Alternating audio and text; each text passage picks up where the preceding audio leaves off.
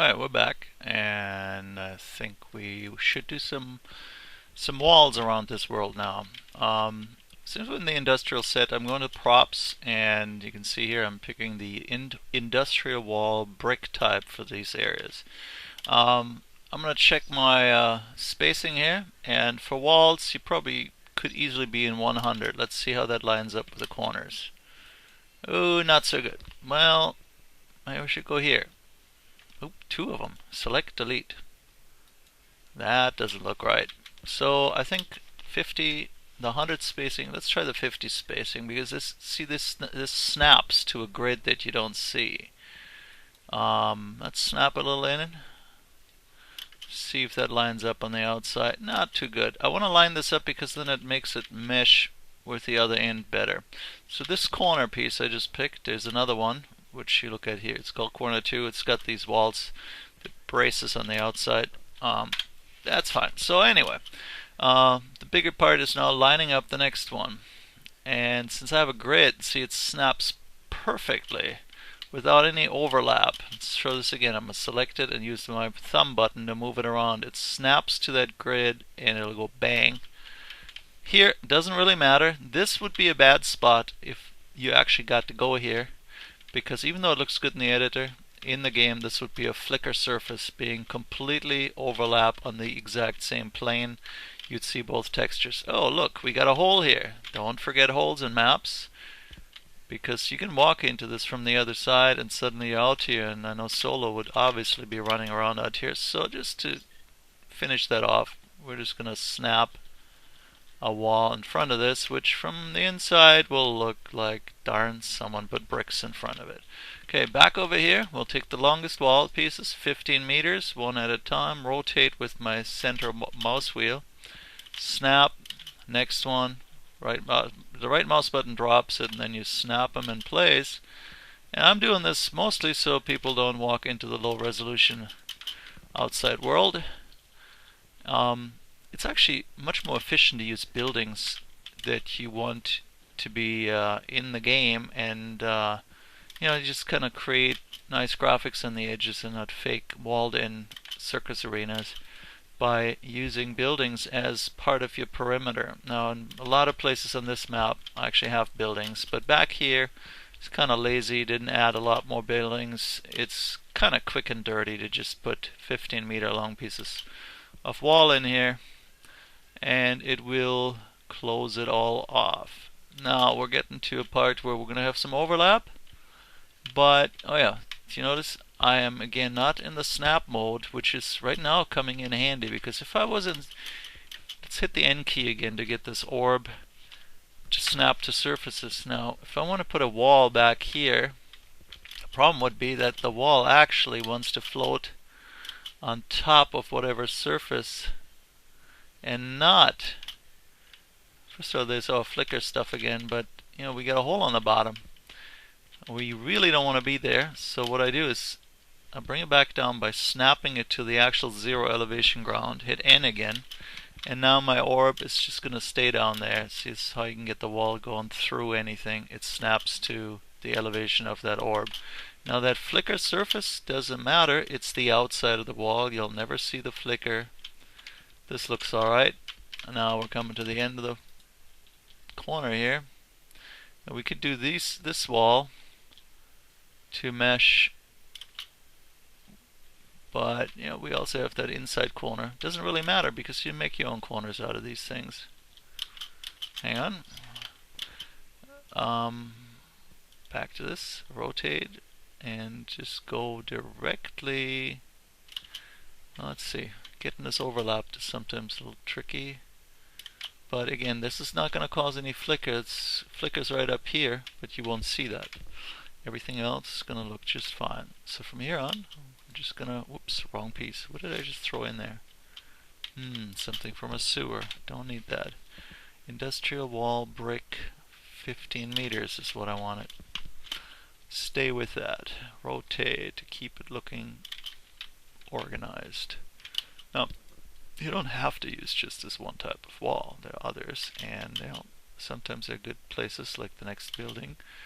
to end with one style and then pick up a different style on the next side. Here's another short piece, 5 meter, should fill that perfectly. Snap. Nope, it doesn't. Well, it does. It actually is just the right size. And we get another hole in here.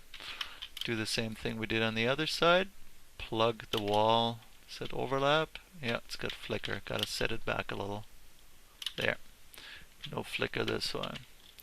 So back here we're going to change our wall type. How about we're going to go to the high wood wall. Now these objects, this wall for example, has its anchor in the middle. I actually don't like that for building walls.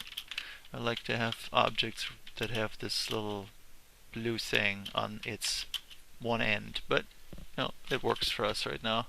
It's just a little harder to line them up. If this was green, I'll show you a different wall after we complete this run here to then. Oh, that's a long run. Let's go somewhere else and use a different wall from this part on. Let's see what we got. Let's go to the shanty wall or shanty fence. We can use shanty fence here without having texture issues. Shanty wall. Yeah, here's the shanty fence. Now this one you've seen many times before. See, it hooks to its one end. That's not that much harder to work with, but actually I'm going to put a little in. But it's so nice when you just know, okay, this is where my end is, and snaps right with a tiny hole actually. Interesting. Why does it leave that hole? Maybe we should try 25. Still leaves a hole. Well, that is very strange. I don't think you usually see that hole unless you go to the one. Obviously you can line it up like this, but yeah, these are the little glitches. Sometimes that hole is all you really want, but it doesn't matter. Nobody can walk through this. So right now, oh, we're going to have to close this. We can use the same fence here. Nobody can get out here. It's all on the outside, so it doesn't really matter that there is some ugly overlapping happening on the outside of the map. You can't see it from the inside.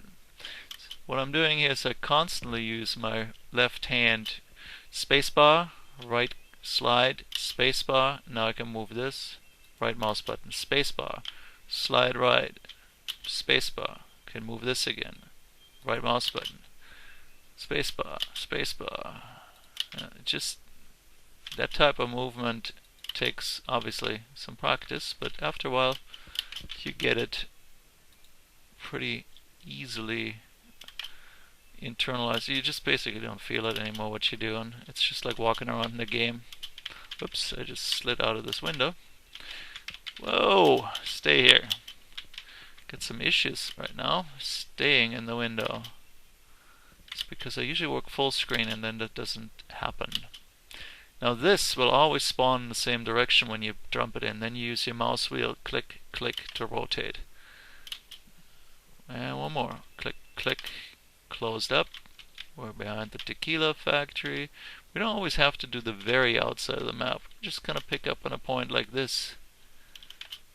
And suddenly the world isn't so square anymore. But in here, you have to be careful because even though it looks good from this elevation, sometimes these grass pieces have bumps. And see, they're not totally level. And if you put this fence in where the grass like over there goes down, you're going to leave a hole underneath. And that's not right. So, well, let's put a short fence piece here. And we'll switch to a different type of wall. Shanty wall. Shanty 15. You've seen this one before in most shanty maps. And it's also one of those nice ones that lets you snap at one end. Now, this is a particular wall I don't like working with when there's the N key selected, because once you slide up against it, it always hikes up with trying to snap to surfaces. So with this wall, you really have to work on a level surface, or it becomes difficult. Or you do it this way: you spawn the